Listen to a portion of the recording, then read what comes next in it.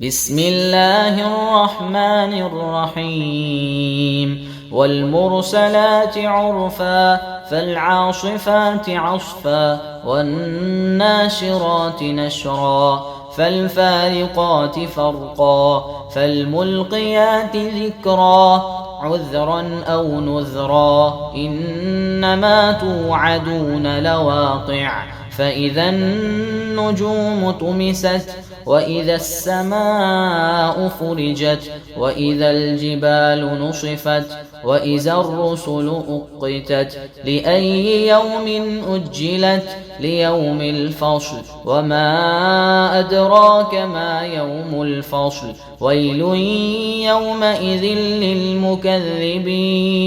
ألم نهلك الأولين ثم نتبعهم الآخرين كذلك نفعل بالمجرمين ويل يومئذ للمكذبين ألم نخلقكم من ماء مهين فجعلناه في قرار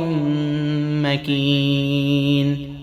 إلى قدر معلوم فقدرنا فنعم القادرون ويل يومئذ للمكذبين ألم نجعل الأرض كفاتا أحياء وأمواتا وجعلنا فيها رواسي شامخات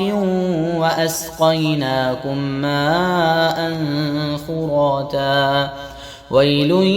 يومئذ للمكذبين انطلقوا إلى ما كنتم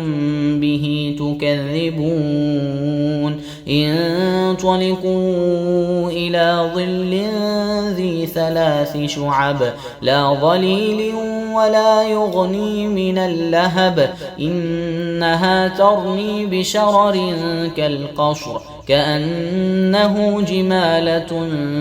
صفر ويل يومئذ للمكذبين هذا يوم لا ينطقون ولا يؤذن لهم فيعتذرون ويل يومئذ للمكذبين هذا يوم الفصل جمعناكم والأولين فإن كان لكم كيد فكيدون ويل يومئذ للمكذبين إن المتقين في ظلال وعيون وفواكه مما يشتهون كلوا واشربوا هنيئا بما كنتم تعملون إنا كذلك نجزي المحسنين ويل يومئذ للمكذبين كلوا وتمتعوا قليلا إنكم مجرمون ويل يومئذ للمكذبين